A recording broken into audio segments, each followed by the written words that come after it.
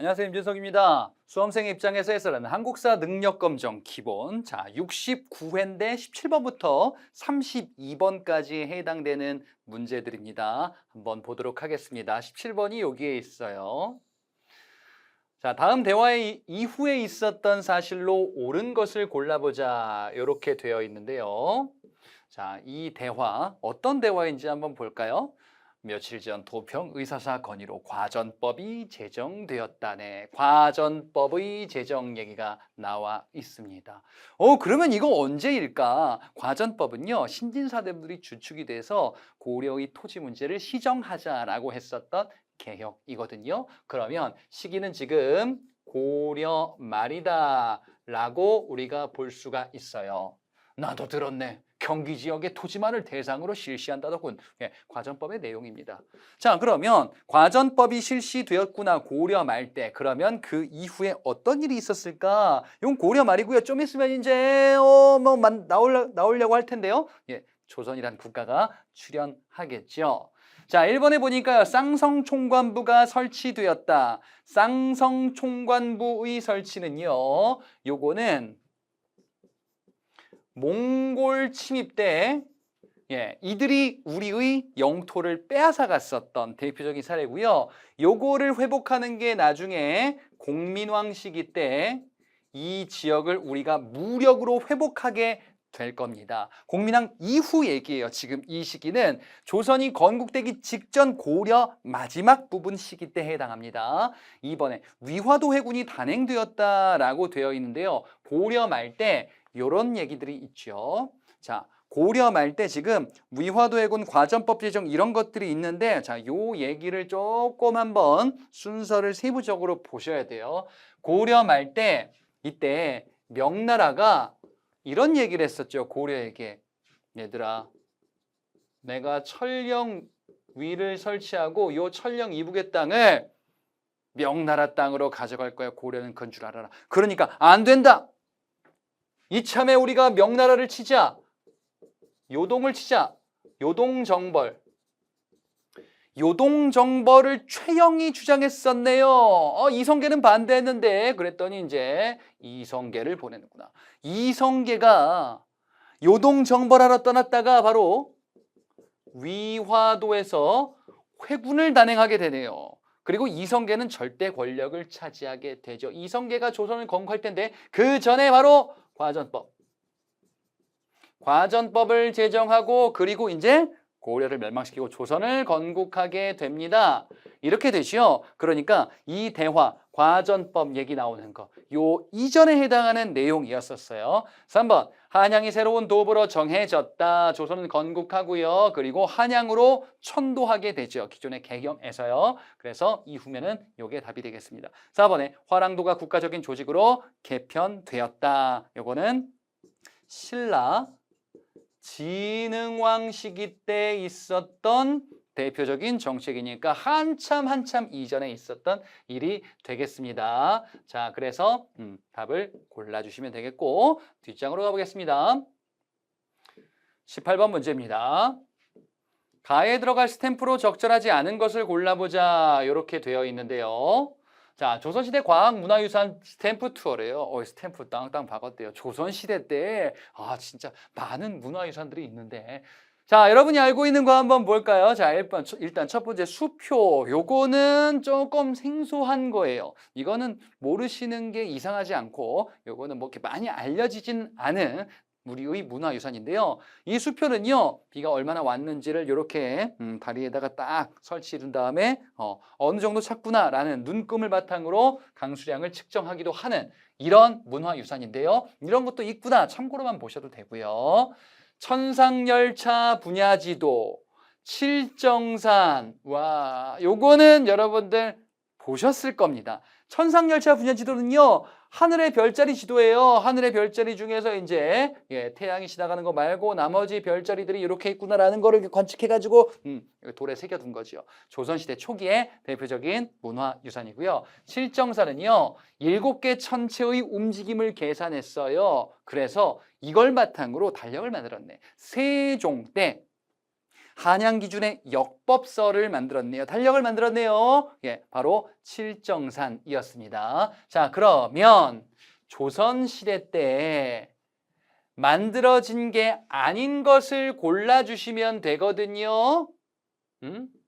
요걸 좀 지우고 조선시대 때 만들어진 게 아닌 것을 골라주시면 1번의 치우기, 2번의 자경루, 3번의 혼천이 이거 다 여러분들 어디에서 보셨을 거냐면요.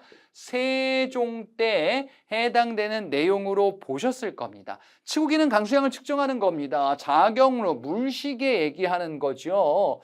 혼천의 하늘을 관측하는 기구로 알려져 있기도 합니다. 조선 초 세종 때 과학기구를 많이 만들고요. 거기에 이제 뭐 장령실이라는 인물이 활약하기도 했었던 거 보셨을 거예요. 세종대왕께서 이런 거 많이 만드셨구나. 근데 말이에요. 4번의 첨성대.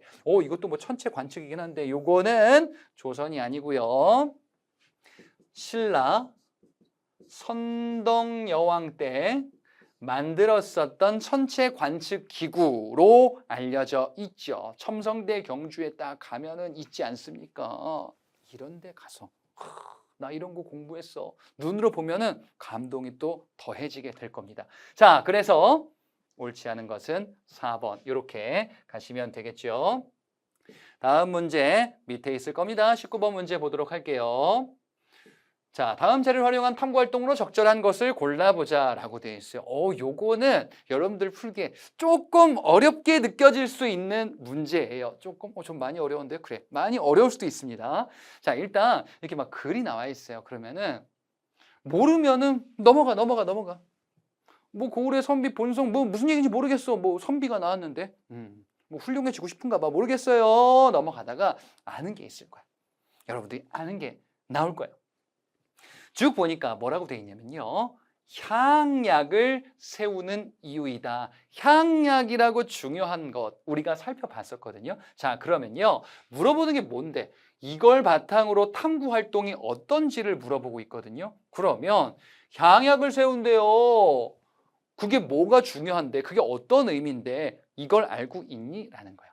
자, 향약이라고 하면은 세트로 나오는 거 있을 텐데 뭘까요?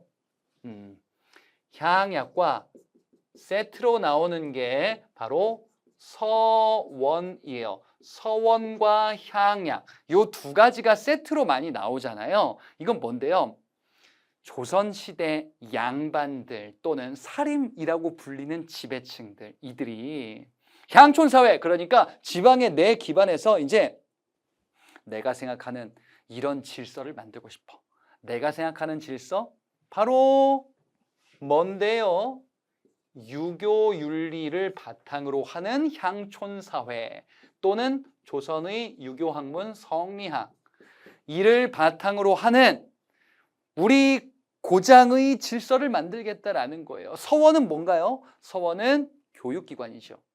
내가 제자를 길러가지고 말이야, 유학자들, 선비들을 길러낼 거야. 성리학 똑똑한 이런 제자들, 학생들을 길러낼 거야. 그 사립학교를 서원이라고 하죠. 향약은 뭐였죠? 향약은 향촌사회 규약을 얘기하는 거죠. 얘들아, 유교 윤리로 봤을 때에는 이런 것들을 지켜야 해 라고 해서 제정했었던 이런 덕목들 이를 우리가 향약이다라고 이야기를 합니다.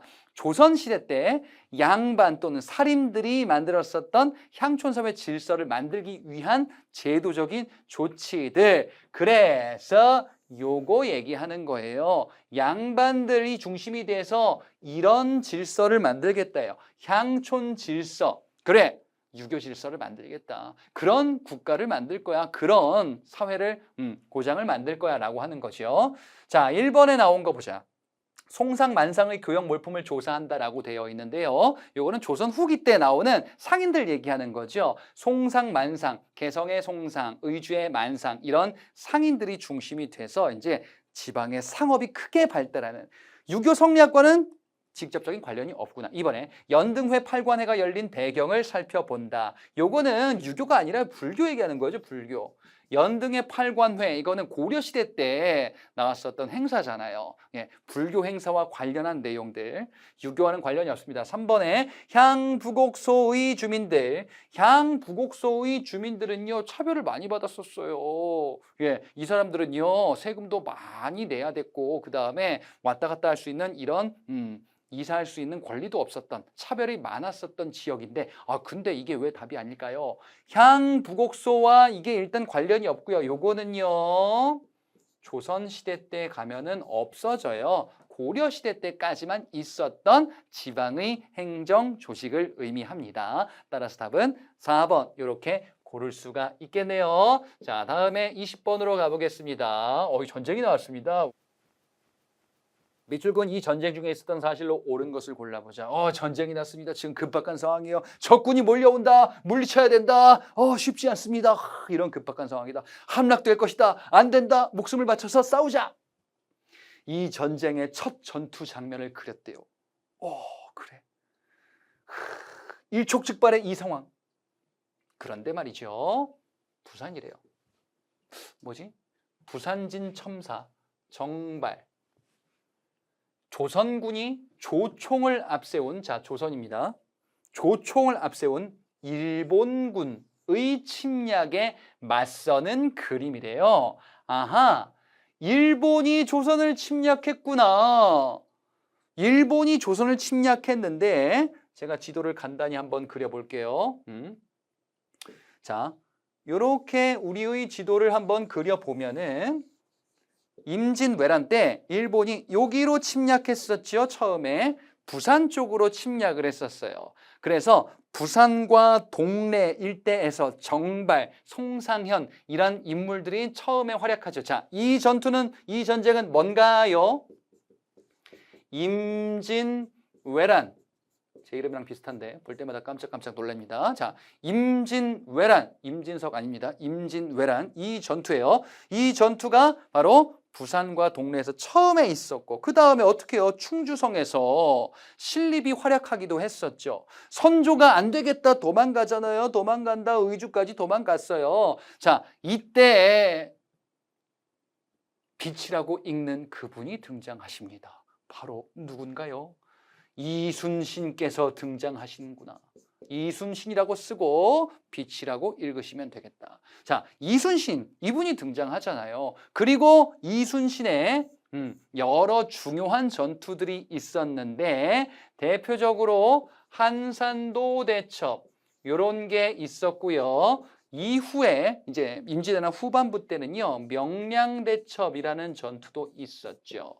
그리고 또 무슨 일이 있었죠? 명나라가 우리를 도와주러 오는데 여기에서 벌어졌었던 이와 관련한 전투로서 권율의 행주산성의 승리 전투도 있었고, 요거 조금 전에 이제 김시민의 진주대첩도 대표적인 임진왜란 때 전투입니다. 그래서 임진왜란 때 대표적으로 이순신의 한산도 대첩, 권율의 행주 대첩, 김시민의 진주 대첩, 또 이순신의 명량 대첩도 마찬가지. 다 임진왜란 때에 우리나라를 구하기 위해서 싸우셨었던 이런 위인들의 활약상을 확인할 수가 있겠죠. 자, 나머지 오답을 한번 볼게요. 이번에 어제연이 광성보에서 항전하였다. 이건 어디에 있습니까? 어제연, 광성보 누가 침입했나? 미국이 침입했네. 흥선대원군 집권 시기 때 있었던 신미양요 때 어제연의 광성보 전투가 있었어요. 요거 전에는 이제 프랑스가 침입했던 병인양요 때의 활약도 있었죠. 양헌수, 한성근 이런 인물들의 활약도 있었습니다. 흥선대원군 집권 시기 때 신미양요입니다. 3번에 이종무가 스시마섬을 정벌하였다. 조선 초 세종 때 이종무가 스시마섬을 정벌해서 왜구를 소탕하고자 했었던 이러한 활약도 있었습니다. 4번에 인조가 남한산성으로 피난했다. 인조가 남한산성으로 왜 가셨는데요? 요거는요, 병자호란이죠. 남한산성이 갇혀있다가 결국에는 삼전도 굴욕으로 삼전도 3번 절하고 9번 머리를 조아리는 이런 의식을 통해서 당시 청나라에게 굴복했었던 병자호란이다. 자, 답은 임진왜란 고르세요. 1번이 되겠습니다. 자, 21번 보도록 할게요. 가 문화유산에 대한 설명으로 옳은 것을 골라보자. 이분 어디 나왔습니다. 이분 보니까 뭐 유튜버신가? 예, 액션캠 들고 뭐 이런 거, 예, 셀카봉 들고 이렇게 찍고 계십니다. 저는 지금 가 정문인 광화문 앞에 와 있습니다. 오, 그래요. 광화문의 월대가 비교적 최근에 이제 복원되었거든요. 예, 여기 앞에 이제 쫙 여러분들 가보신 분도 있을 겁니다. 이 앞에 이제 큰 도로 있고요. 그 다음에 이제 세종대왕 이순신 동상들 쭉 있는 광화문 광장이 요 앞에 있고, 요 뒤에 뭐 있을까? 예, 가의 정문이래요. 요 뒤에 여기 뭐가 있을까요? 자, 여기 광화문 광장이고요. 그 다음에 요 뒤에 있는 게 바로 조선의 정궁으로 알려진 경복궁입니다. 자, 경복궁의 정문이 광화문이에요. 그래서 외국인들이 오면 이게 필수 코스지, 여기 가면요. 그죠? 이 경복궁이다. 자, 이 경복궁에 대한 설명으로 옳은 것을 골라주시면 되거든요.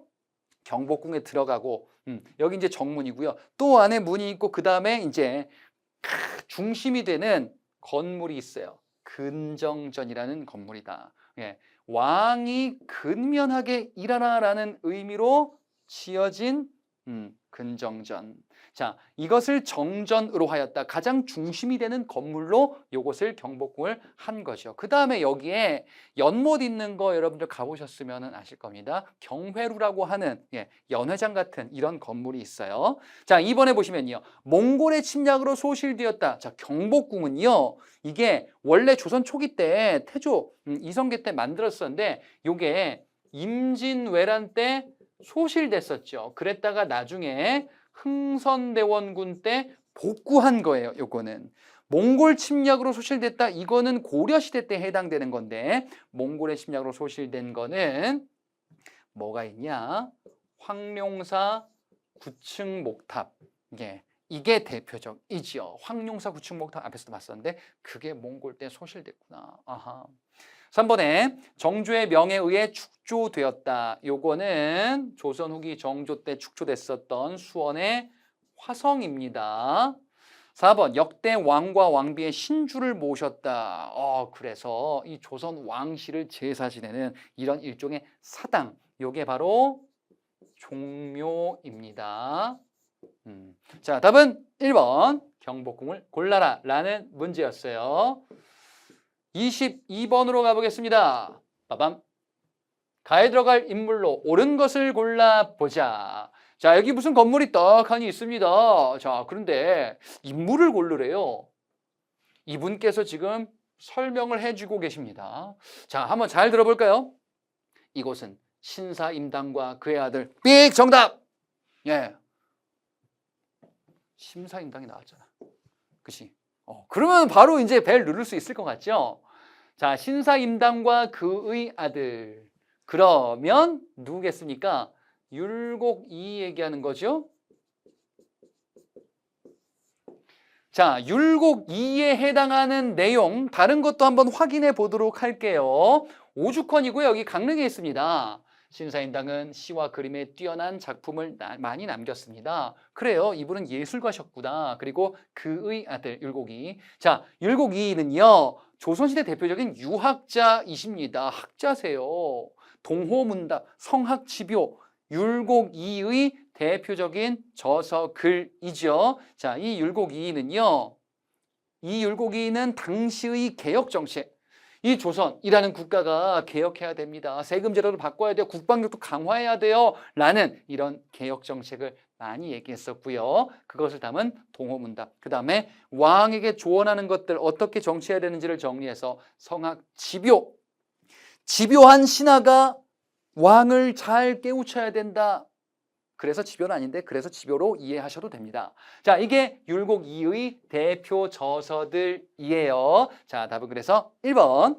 2번의 조식. 대표적인 조선 중기 때 또 다른 유학자인데 이 사람은 이제 실천을 강조하게 됐었던 인물입니다. 송시열, 홍대용 이런 인물들은 조선 후기에 등장하는 사람들이고요. 홍대용은 여러분들 실학에서도 봤었던 그 인물입니다. 지구는 돈다라는 지전설을 이야기하기도 했었던 인물이죠. 다음 보겠습니다. 23번이에요. 뿅. 밑줄 긋은 봉기에 대한 설명으로 옳은 것을 골라보자. 어이, 지금 분이 이야기를 하고 있습니다. 되게 은밀한 이야기를 나누는 것 같아요.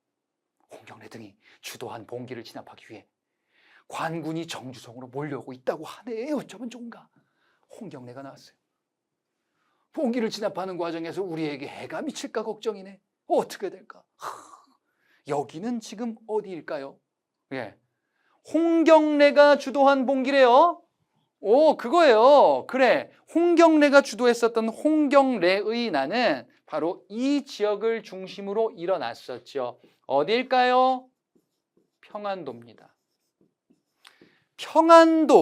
평안도 지역의 주민들이 중심이 돼서 일어났었던 홍경래 난이요. 이 평안도에 대한 차별에 저항했었던 거죠. 그러니까 지금 관군이 진압하러 온다고 하니까 이 평안도의 주민들 불안하겠죠. 우리 이제 불똥튀면 어떡하지? 라는 생각을 하겠죠. 자, 평안도는요.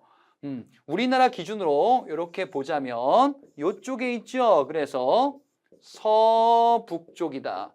서북쪽 이쪽이다라고도 이야기를 하고요. 또는 다른 말로 관서지방이다라고도 이야기하는 지역입니다. 그래서 홍경래는 이 지역의 차별에 저항을 했었구나. 서북 지역, 어디? 평안도. 차별이 있었구나. 그래서 이 지역의 주민들이 봉기했었구나. 이게 조선 후기 세도 정치 시기 때 있었던 그 난이구나. 나머지 오답 보자. 1번에 전개 과정에서 집강소가 설치되었다. 이건 어디서 나오냐면요. 동학농민운동에서 집강소 설치라는 내용이 등장해요. 3번 흥선대원군이 재집권하는 결과를 가져왔대요. 흥선대원군이 집권했었다가 재집권이래. 그러면은 물러났다가 다시 들어왔나 보다. 흥선대원군이 하야했다가 이 사건 때 슬금슬금 들어왔었습니다. 이모군란 때요. 근대사 시기 이모군란, 구식군인들의 난이었었던 거 기억하실 거예요. 월급 제대로 안 줘가지고 구식군인들이 와 일어섰었던 그 난 때 흥선대원군이 재집권하지만 청나라 군대가 와가지고 흥선대원군을 잡아갔었죠. 예, 요거는 이후 근대사 시기 때 등장하는 내용이에요. 4번 사태 수습을 위해서 박규수가 안핵사로 파견되었다. 이분이 안핵사로 와가지고 이 지역의 문제가 무엇인지를 조사하겠다. 그런데 이거는 홍경래의 난이 아니고요. 임술농민봉기에서 등장하는 내용이에요. 똑같이 세도정치인데 시기는 조금 뒤에 있죠. 자, 그래서 홍경래 난과 관련한 내용 2번이었습니다. 다음 문제 보도록 하겠습니다. 밑에 있죠? 24번입니다. 지금 뭔가 급박한 상황 같아요. 다음 장면에 나타난 제도로 적절한 것을 골라보자. 두 개 불이 피어온 걸 보니까 적이 나타난 것 같습니다. 저 멀리 산에서 여기서 좀 불이 이렇게 피고 적이 나타나는 것 같아요. 나는 보고하러 갈 테니 자네들은 서둘러 불 하나를 더 올리게. 하나에서 두 개. 예, 요거 지금 불을 피우고 있죠. 여기 봉수대다라고도 이야기를 해요. 예, 봉수제도는 이렇게 지금 굴뚝 같은 게 5개가 있어요. 그래가지고 하나는 그냥 항상 켜놔. 그랬다가 하나가 더 켜져. 그러면은 적이 침입한 것 같아. 하나가 더 켜져. 적이 다가오고 있어. 하나가 더 켜져. 지금 큰일 났어. 하나가 더 켜져. 난리 났어. 이런 걸로 약속을 해서 이제 정보를 전달하기 위함이죠. 우리나라가 이렇게 있으면은 저 멀리서부터 요 소식을 알리고 수도 한양에 있는 봉수대까지 전달하도록 하는 이런 제도를 의미하지요. 그래서 마치 이런 거죠. 어떻게? 자, 이렇게 지도가 이렇게 있다라고 한다면 지도를 또 그리네. 수도 한양에 있습니다. 그러면은 그래 봉수대로 소식을 전하자라는 거예요. 예, 이게 중간중간에 봉수대를 쭉 만들어가지고 이제 어떻게 합니까? 정보를 전달하는 거죠. 구체적인 건 모르겠지만 적이 나타났다. 대비를 해야 될 거 아닙니까? 알려야 되는데 어떻게 통신이 발달하지 않죠. 그래서 이거는 통신제도입니다. 나머지는 뭘까요? 자, 2번의 역참제도와 4번의 파발제도는 유사한 제도예요. 역참제도는 역원이라고도 하는데 말을 갈아탈 수 있는 시설을 곳곳에 만드는 거예요. 그럼 뭐 어떻게 하는 거예요? 중요한 소식을 전하게 알려야 돼. 그러면은 이제 말 타고 가는 거죠. 와, 이랴 급하다. 중간에 역참에서 말을 갈아타는 겁니다. 왜? 말이 힘들어가지고 계속 하긴 어렵잖아요. 그죠? 그리고 이렇게 쭉 전달하는 거를 말을 타고 하는 거를 기발이다라고도 하고, 그다음에 사람이 걸어갖고 뛰어갖고 릴레이 하듯이 가는 거, 이런 거를 이제 보발이다라고도 하는데, 아무튼 이런 걸 파발이다라고도 이야기를 해요. 그러니까 사람이든 말이든 요렇게 연결하고 중간에 말 갈아타는 거, 이런 것들, 이것도 통신제도인데 봉수랑은 조금은 다르죠. 봉수가 조금 더 빠르겠죠, 사실. 조운제도, 요거는 뭐예요? 조세를 수도에다가 실어 나르듯 하는 거죠. 세금을 걷는데 곡식으로 걷잖아요. 요거를 이제 강이나 아니면은 바닷길을 활용해서 수도 한양의 창고까지 운반하는 이런 제도, 세금을 걷어서 곡식으로 걷는데 세곡이다라고도 이야기를 해요. 이거를 수도 한양까지 실어 나르는 이런 제도를 의미합니다. 자, 다음 문제 보겠습니다. 옆에 있습니다. 25번. 가에 들어갈 책으로 옳은 것을 골라보자. 이 책이다. 이 무슨 책이야? 아버지의 병을 고치기 위해서 자신의 손가락을 자른 석진의 이야기. 예. 요즘 나왔으면은 요거 약간 뭐 좀 그 호러 아니면은 세상에 이런 일이 약간 좀 황당한 사례 같은 건데, 근데 앞에 설명 보니까요, 조선 왕조가 유교 윤리 정착을 위해서 효자, 충신, 연려 이야기를 엮었대요. 유교에서 중요한 게 뭡니까? 왕에 대한 충성이지요. 또 중요한 게 뭐 있습니까? 부모에 대한 효도입니다. 또 요즘이랑 좀 개념은 다르지만 부인이 지아비를 섬기는 거지요. 이런 것들, 유교 윤리를 민간에서 중요하게 봤으면 좋겠는 거예요. 조선 왕실은 중요하게 봤으면 좋겠어. 민간에서 전하 짱. 그다음에 부모님은 지아비를 섬겨야 돼. 이런 거를 만들고 싶은 거지. 그래서 책으로 엮었는데 보니까 막 그림으로 이렇게 그렸네요. 그림으로 그렸다. 이 책은요, 세 가지 유교 이상적인 인간의 상을 정해놓고 세 가지 삼강 행실을 그림으로 그렸었던 요 책을 의미합니다. 그래서 답은 3번의 삼강행실도가 되겠어요. 자, 나머지 오답을 한번 보도록 할게요. 1번에 보니까요, 동의보감이 있습니다. 동의보감은요, 허준이 만든 의학서입니다. 요거는 이제 의학서죠. 목민심서, 이건 이제 정약용이 지었었던 건데, 정치와 행정은 어떻게 하는 것이 좋은지, 행정, 관리인, 목민관, 수령 또는 사또라고 불리는 이 사람들은 어떻게 해야 되는지, 이거는 이제 정약용이라는 조선 후기 인물이 지었었던 글입니다. 조선 경국전은요, 정도전, 조선을 설계했었던 인물이죠. 이 정도전이 이제 조선을 이렇게 만들고 운영하겠다라는 것을 밝힌 이런 저서가 되겠습니다. 자, 여기서는요, 유교 윤리서를 골라라 라는 문제였었어요. 다음 문제입니다. 26번이에요. 뿅. 자, 미축은 이 시기 경제 상황으로 가장 적절한 것을 골라보자. 자, 시기인데요, 경제 상황이래. 이 시기가 어떤 시기일까? 박지원 나왔습니다. 박지원이에요. 이렇게 생기셨습니다. 박지원의 뭐죠? 열하일기. 박지원의 대표적인 저서인데요. 자, 이 박지원은요, 중상학파 실학자로 알려진 이런 인물이죠. 자, 실학자, 조선 후기 때 실학이라는 이런 학문, 이런 것이 등장을 하죠. 실학은요, 우리 실생활에 도움이 되는 것을 연구하고 개혁을 추구하자. 농업을 개혁해야 돼. 중농학파. 농업도 중요하지만 상공업을 발전시키고 청나라의 문물을 받아들여야 해. 중상학파다. 그 대표적인 중상학파 박지원이었습니다. 이 사람은요, 청나라 열하지방을 방문해서 기행문을 남겼습니다. 열하에게. 그래서 우리가 발전하기 위해서는 청나라처럼 뭐 수레도 만들고 소비를 촉진하는 이런 모습들이 필요하다라고도 이야기를 했었는데요. 허생을 주인공으로 한 소설이 있대요. 박지원의 허생전 얘기인데요. 박지원의 허생전은요, 허생을 주인공으로 하는 한문 소설이기도 합니다. 그래가지고 이제 도성에 이제 여러 제수용품들을 매점매석하고 독점해가지고 가격이 올랐을 때 팔아서 이득을 벌었던 이런 당시의 경제 상황을 묘사하기도 했구나. 자, 그럼 이 시기가 언젠데요? 이 시기는요, 조선 후기 시기입니다. 조선 후기에 경제 상황은 어떻죠? 조선 후기는 경제가 많이 발전하는 시기인데, 예, 농업도 발전하고요, 모내기법이 막 확산되거든요. 상품 작물 재배가 막 확산되거든요. 그리고요, 상업도 발전하고요, 상인들이 막 성장하고, 그 다음에 국경에서 무역도 활발해지거든요. 그리고 수공업, 광업 이런 것들도 민간에서 성행하는구나. 아, 조선 후기는요, 민간의 경제가 크게 성장하고 돈 번 평민들이 많이 등장하는 그런 시기. 자, 그 시기와 관련한 내용을 골라주시면 됩니다. 1번에 동시전이 설치되었다. 동시전은요, 신라 지중왕 때 설치됐었던 시장 감독관청입니다. 그래서 이거는 신라에 해당하는 내용이고요. 2번에 솔빈부의 말이 특산물로 수출되었다라고 되어 있는데요. 요거는 발해의 특산물은 말이었었어요.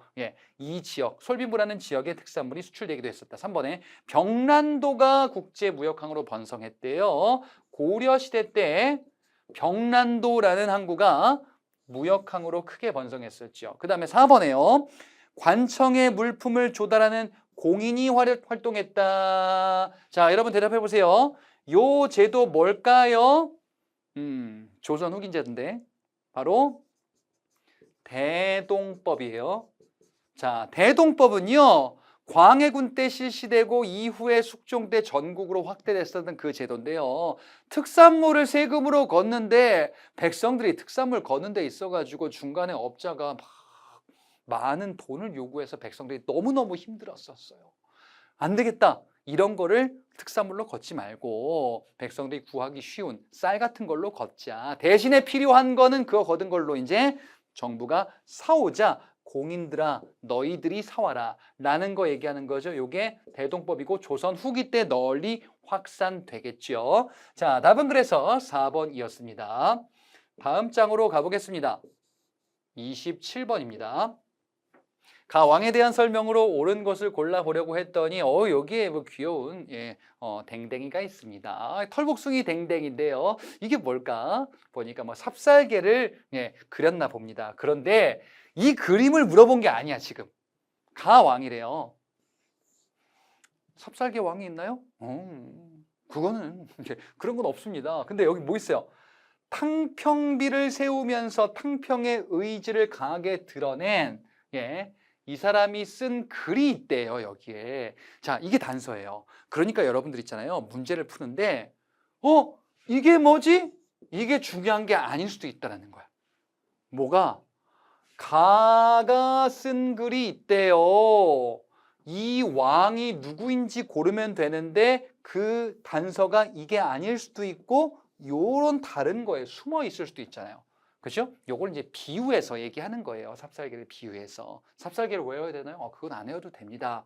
다만 탕평책, 탕평비를 세웠다라는 사실을 바탕으로 구분을 해주셔야 되겠죠. 자, 그러면 이 왕은 누군가요? 탕평정책을 실시했었던 그 왕이구나.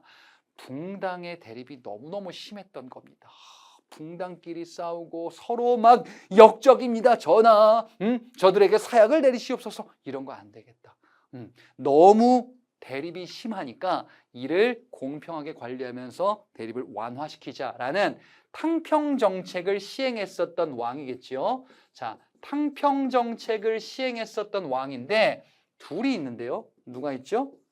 영조와 정조가 있죠. 그러면 영조와 정조를 구분도 하셔야 돼요. 영조는요, 탕평책을 이제 본격적으로 시작하는 왕이다라고 볼 수 있습니다. 그래서 영조가 뭐 했나요? 이 사람은요, 지금 탕평비를 세웠습니다.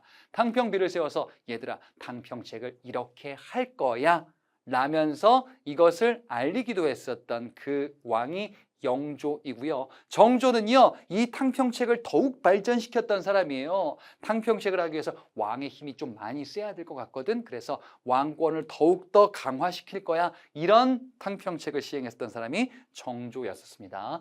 자, 그러면 옳은 것을 골라보자. 영조를 골라야 됩니다. 왜요? 탕평비를 세웠다라고 되어 있거든. 1번에 규장각을 설치했다라는 거는요, 영조가 아니라 정조 시기 때 탕평책이에요. 규장각 뭔데요?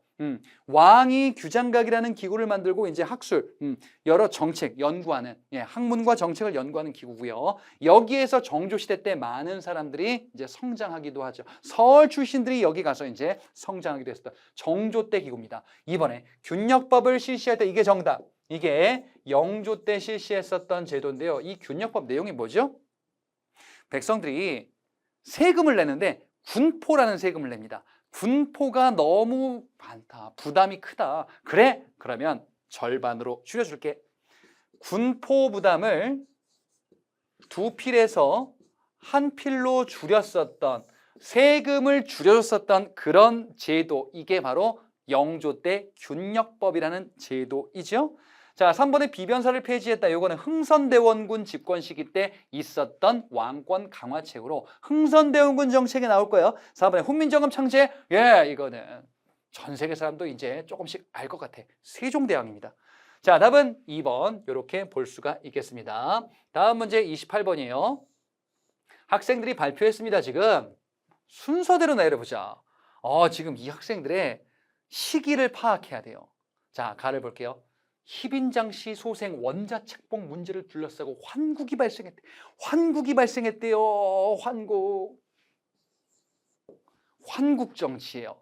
환국정치는 탕평책 나오기 전에 극단적인 대립, 이거 얘기하는 거죠. 그래서 영조와 정조가 그만 싸워라 얘들아 라는 정책을 한다 그랬죠. 그 전에 너무 싸운다. 이게 환국정치.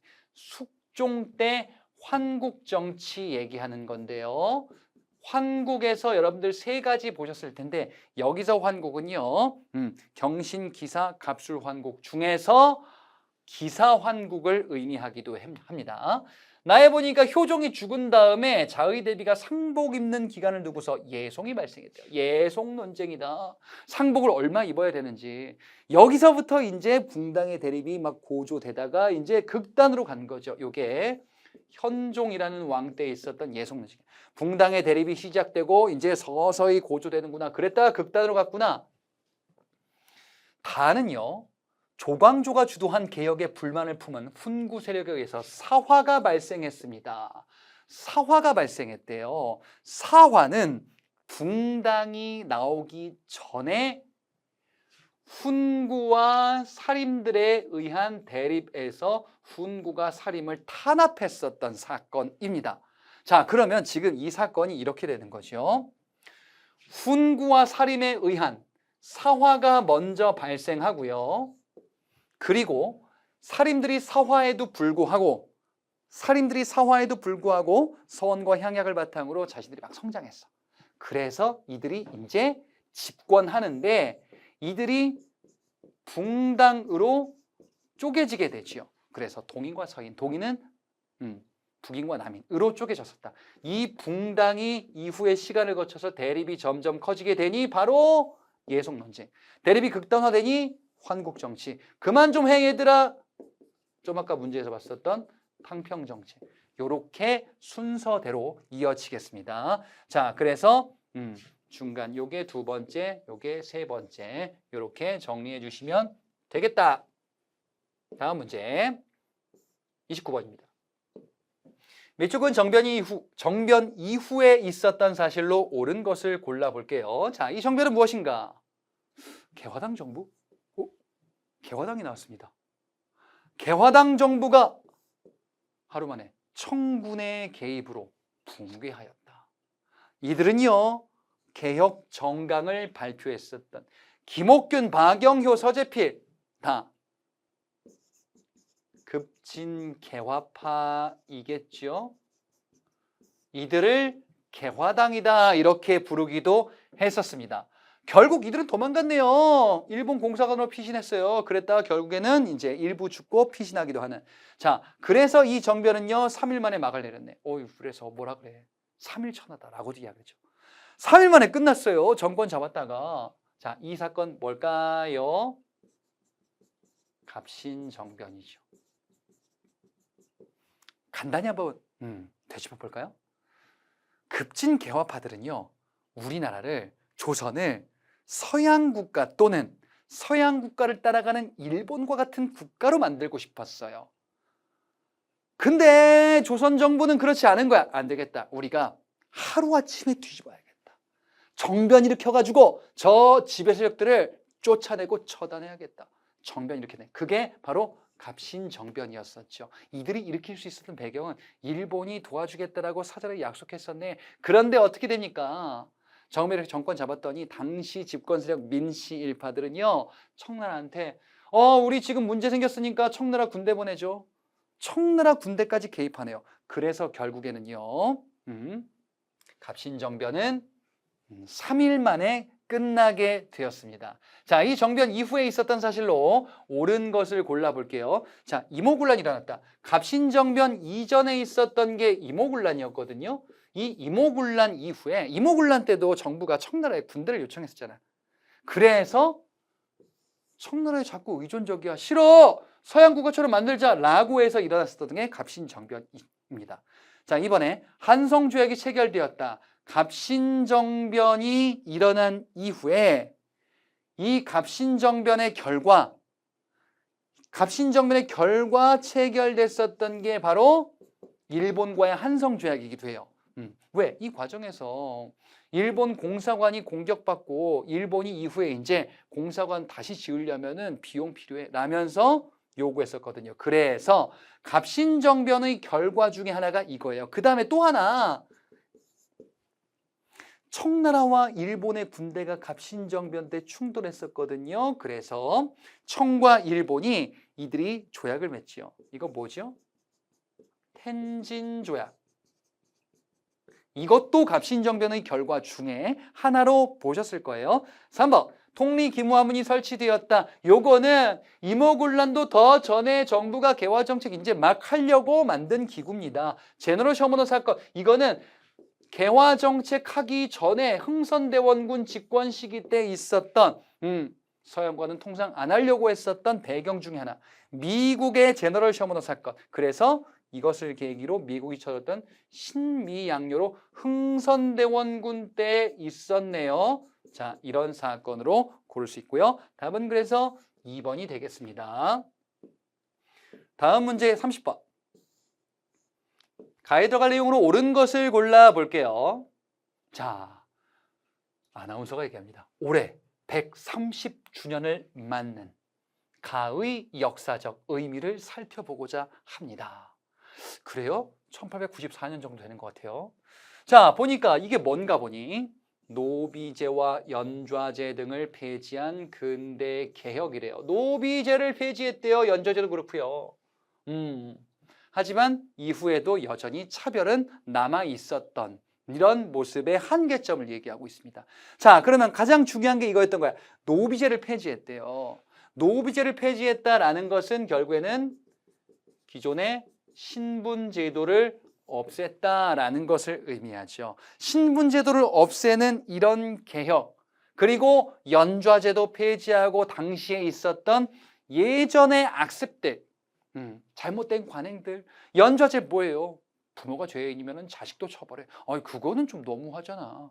예, 뭐 고문도 하고, 과부는 재혼을 못하도록 하고, 이런 것들을 없애자라는 이런 개혁이 바로 갑오개혁이었었죠. 1번의 3.1운동은요, 일제 때 있었던 만세 시위 얘기하는 거고요. 3번의 광무개혁은요, 대한제국이, 고종이 대한제국을 수립하고 황제 중심의 국가를 만들겠다라고 했었던 그 개혁을 의미하네요. 아관파천은 광무개혁 전에 고종이 러시아 공사관으로 피신했었던 그 사건 얘기하네요. 근대 개혁운동 대표적인 갑오개혁을 살펴봤습니다. 자, 다음 장 가볼까요? 31번에 어떤 인물이 딱 계십니다. 이승훈이라는 인물이 있습니다. 이분은 본 듯 안 본 듯 이렇게 아리까리하게 느낄 수가 있어요, 여러분들이요. 자, 그런데 중요한 거 여기 있죠. 여기 있잖아. 신민회. 너무 중요하잖아. 신민회 결성에 참여했대요. 신민회? 이게 뭐였죠? 신민회는요, 나라를 빼앗기는 시기. 예, 일제강점기 그 바로 전때 만들어진 기구인데요. 비밀 결사로 조직됐었던, 비밀리에 만들었었던 그 조직, 신민회이지요. 나라를 되찾자라고 해서 우리의 실력을 키워야 된다. 애국개몽운동 단체로 봤을 거예요. 자, 거기에 이승훈 이런 분이 있었네요. 자, 요거 암기 팁으로 하나 간단히 말씀드릴게요. 신민의 비밀결사 만드는데 요거를 알게 된 일본인이 그렇게도 얘기했나. 아유, 그런 거 만드는 거 아니야. 아니야. 안창호, 이승훈, 양기탁 이런 인물들이 신민회와 관련한 인물이기도 합니다. 이승훈 이런 독립운동가가 등장해요. 안창호도 등장할 수 있습니다. 바로 뭔데요? 신민회. 자, 근데 지금 여기서 이승훈이라는 인물에 대해서 얘기하고 있어요. 신민회 나왔고요. 그 다음에 여러 가지 활동을 전개했었다라고도 알려져 있거든요. 자, 신민회에서 등장하는 내용이 하나 있습니다. 신민회에서요. 뭐가 있냐? 신민회는요, 우리의 실력을 키워야 된다. 우리의 역량을 키워야 됩니다. 교육을 담당해야 돼요. 교육을 키워야 돼요. 돈도 벌어야 돼요. 민족 자본을 키워야 돼요. 학교 만드는데요. 오산학교를 설립하여 인재 양성에 힘썼다. 요거 신민회에서 등장하는 내용이기도 합니다. 자, 그래서 이승훈 신민회에서 등장하는 이런 내용이 있구나. 오산학교, 대성학교 이런 학교를 나오거든요. 그리고 신민회에서 태극서관과 같은 이런 민족 자본을 위한 기관을 만들기도 했었어요. 자, 나머지를 볼게요. 1번에 상하이 홍커우 공원에서 의거를 일으켰다. 상하이 홍커우 공원에서요, 던지죠. 폭탄 던집니다. 예, 누구지요? 윤봉길. 한인 애국단 윤봉길의 상하이 홍커우 공원에서의 폭탄 투척 사건. 일제강점기 때 있었던 일이죠. 자, 2번은요 조금 생소하게 볼 수도 있는데요. 자, 평양 을림일대라는 곳에서 지붕에서 고공농성을 벌이면서 노동자 권익을 보장해달라. 강주룡이라는 인물이 있었습니다. 4번에 헤이그 만국평화회의 특사로 파견되었다. 이상설. 자, 헤이그의 특사로 왜 갔을까요? 때는 1905년. 을사득약으로 대한제국은 외교권을 뺏기게 됩니다. 외교권을 되찾고자 고종이 은밀히 비밀리에 네덜란드 헤이그에 이상설, 이준, 이휘종과 같은 특사를 파견합니다. 헤이그 특사입니다. 하지만 실패로 끝나서 결국 고종은 일제의회에서 강제로 퇴위당하게 되는, 나라를 빼앗기는 시기에 이런 모습이 있었고 대표적인 인물이 이상설이 있었습니다. 자, 31번은 그래서 3번. 다음 문제 32번입니다. 가해당하는 당체로 옳은 것을 골라보자 라고 되어 있어요. 자, 오늘 이곳 대구 복심법원에서 박상진에 대한 판결이 내어질 예정이에요. 이분이 지금 얘기를 하고 있는데요. 박상진이라는 인물에 대해서 얘기하고 있어요. 1910년대인데요. 비밀결사래요. 1910년대인데 뭐 하나 볼까요? 독립전쟁 자금, 전쟁 자금, 친일 부호 처단. 아, 이게 대표적인 활동이었구나. 뭔데요? 지금 여기서 얘기하는 게 바로 1910년대에 만들어졌던 대한광복회라는 조직이에요. 자, 이 대한광복회는요, 이런 거 하는 겁니다. 뭐? 돈이 있어야 돼. 네. 돈이 있어야 독립운동도 하죠. 그 돈으로 뭐 하실 건데요? 전쟁 자금, 무기 사고 이런 거, 군 자금이 필요합니다. 그리고 이 돈을 모으는 데 있어서 보니까 나쁜 방법으로 돈을 모은 부호들, 부자들이 있는 거예요. 친일파들, 부호들, 이들을 처단하겠다. 이런 거 했었던 단체이고요. 대표적인 인물 박상진이고요. 이 지역이 어디냐면 대구 지역이에요. 1910년대 여러분들이 중요한 거 2개 보셨을 텐데 지금 3번에 있는 독립의군부, 그 다음에 대한광복회 자, 요 두 가지가 있어요. 독립의군부와 대한광복회는요, 다 1910년대 있었던 국내의 비밀 조직들입니다. 독립의군부는요, 이거 뭐냐면요, 고종이 비밀 지령을 내려서 이제 다시 의병활동 같은 거 일으키려고 했었던 단체고요. 대한광복회는요, 대구를 중심으로 이제 우리가 새로운 국가를 만들자, 군자금도 모으고, 그리고 친일 부호들을 처단하자. 이런 활동을 전개했었던 단체. 따라서 답은 2번이 되겠습니다. 1번의 의열단은 김원봉이 조직했었던 단체이고요. 4번의 대한인국민회는요, 이는 미국에서 만들어진 단체 중에 대한인국민회라고 있었죠. 1910년대. 자, 이렇게 2번으로 볼 수가 있겠습니다. 자, 그러면 요 다음 강에서 이제 33번부터 나머지 문제들 보도록 하겠습니다.